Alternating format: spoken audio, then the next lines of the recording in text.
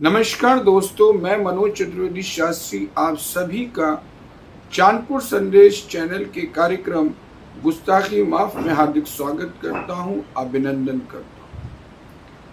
दोस्तों, आप सभी से विनम्र निवेदन है कि कृपया चैनल को सब्सक्राइब जरूर करें और अगर आपको हमारा वीडियो अच्छा लगता है तो लाइक करें, बहुत अच्छा लगता है तो शेयर करें। मित्रों, दुनिया में कोई भी शख्स ऐसा नहीं जिसका कोई विरोधी ना हो, और अगर उसका कोई विरोधी नहीं है तो इसका मतलब है कि उस शख्स की कोई औकात नहीं, क्योंकि विरोध भी उसी का होता है जिसकी कोई औकात होती है। जिनकी औकात नहीं हुआ करती उनका कोई विरोधी भी नहीं हुआ करता और न कोई उनका विरोध करता। महत्वपूर्ण ये नहीं है कि आपका विरोध हो रहा है, महत्वपूर्ण ये है कि विरोधी कौन है। क्योंकि किसी व्यक्ति की ताकत का अगर अंदाजा लगाना हो तो उसके दुश्मनों की ताकत का पता कीजिए, दोस्तों की नहीं। क्योंकि दुश्मन भी अपनी हैसियत के हिसाब से बनाए जाते हैं। ताकतवर का दुश्मन ताकतवर होता है, ये बहुत सही बात चाणक्य ने कही थी और यही विदुर नीति कहती है। हमारा मानना है कि अगर कोई आपका विरोध कर रहा है तो उसके विरोध को मत आंकिए, बल्कि आंकिए उसकी हैसियत को कि वो कितनी हैसियत का है। जब हमसे लोग कहते हैं कि शास्त्री लोग आपका विरोध करते हैं तो हमें इससे कोई ताल्लुक नहीं होता कि वो हमारे बारे में क्या कहते हैं और क्यों कहते हैं। हमें सिर्फ इतनी दिलचस्पी रहती है कि जो विरोध कर रहे हैं वो आखिर हैं कौन। अफसोस तब होना चाहिए कि जब विरोध करने वाले की कोई औकात ना हो, या कम से कम वो आपके पैरेलल ना हो। आप किसी का विरोध करते हैं या आपका अगर विरोध होता है तो तब होता है जब आप उसके कद के बराबर जाने लगते हैं। मैं राजनीतिक बातें कर रहा हूं, व्यक्तिगत नहीं। राजनीति में यदि आपका कोई शख्स विरोध करता है तो उस शख्स की हैसियत से पहचान लीजिए कि अब आपका राजनीति में कद कहां है।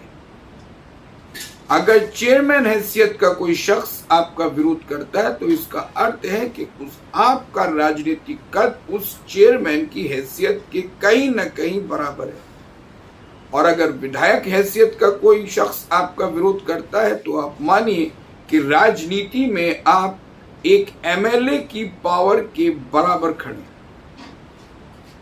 क्योंकि राजनीति में किसी का विरोध तब किया जाता है जब वो आपके पैरेलल आ जाता है, जब आपके समानांतर उसकी ताकत आ जाती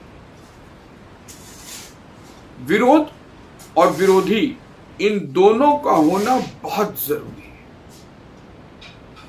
विरोध करना भी अपने आप में कला है, एक आर्ट है। विरोध से अपने आप को संवारना एक आर्ट है, कला है। हम उदाहरण लेते हैं इस शहर में। उदाहरण, शेरबाज पठान ने मोहम्मद इकबाल का विरोध किया और इजमाल शेख साहब ने शेरबाज पठान का विरोध किया। विरोध दोनों ने किया, लेकिन एक ने विरोध से अपनी ताकत को बढ़ाया और दूसरे ने विरोध करके अपनी हैसियत को घटा लिया, अपने वजूद को खत्म कर लिया। किसी का विरोध करने से पहले ये जरूर समझ लेना चाहिए कि आप उसका विरोध करके अपना वजूद बढ़ा रहे हैं या खत्म कर रहे हैं। ये बहुत महत्वपूर्ण बात है और ये बहुत कम लोगों की समझ में आता है। इसलिए विरोध करना भी एक आर्ट है, एक कला है, जो हर किसी के बस की बात नहीं होती। और ये जान लेना बहुत महत्वपूर्ण होता है कि आपका विरोधी कौन है और आप किसका विरोध कर रहे हैं, और आपके विरोध करने से उस शख्स पर क्या असर पड़ने वाला है, नेगेटिव या पॉजिटिव, सकारात्मक या नकारात्मक। विरोध इसीलिए महत्वपूर्ण है क्योंकि विरोध का एक अपना अलग मकाम है और विरोधी का अपना एक अलग मकाम होता है। इस शहर में आज बहुत से लोग ऐसे लोगों का विरोध कर रहे हैं जिनकी कोई हैसियत, जिनका कोई राजनीतिक अस्तित्व नहीं है। वो सिर्फ विरोध करके उनके राजनीतिक अस्तित्व को बढ़ा रहे हैं। जब कोई बड़ा शख्स किसी छोटे आदमी का विरोध करता है तो कद छोटे का बढ़ता है, बड़े का घट जाता है। और जब कोई छोटा आदमी किसी बड़े आदमी का विरोध करता है तो बड़े आदमी का कद कभी नहीं घटता, वो वहीं का वहीं रहता है। इसलिए विरोध नहीं, विरोधी महत्वपूर्ण होता है। मोदी का विरोध हुआ, मोदी प्रधानमंत्री बन गए। राहुल गांधी का विरोध हुआ, वो पप्पू बन गए। विरोध को भी कैश करना आना चाहिए, राजनीति का पहला सबक है।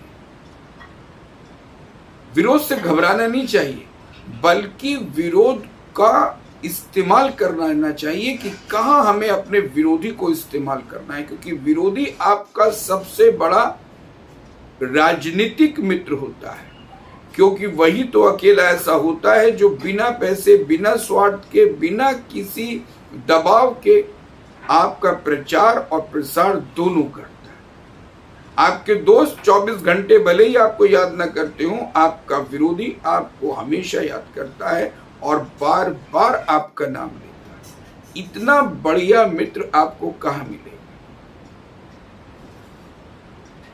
कोई अगर आपके ऊपर ईंट फेंक कर मारता है तो सिर्फ दो तरीके हैं, या तो आप पलटकर उसके 2 ईंट मारिए, या तो फिर आप उस ईंट को सहेज कर रख लीजिए, और जब दूसरी आई तो दूसरी को, और तीसरी आई तो तीसरी को। सामने वाले की विरोध की ईंटों से आप अपना मकान खड़ा कर लीजिए, यह आपकी अक्लमंदी है।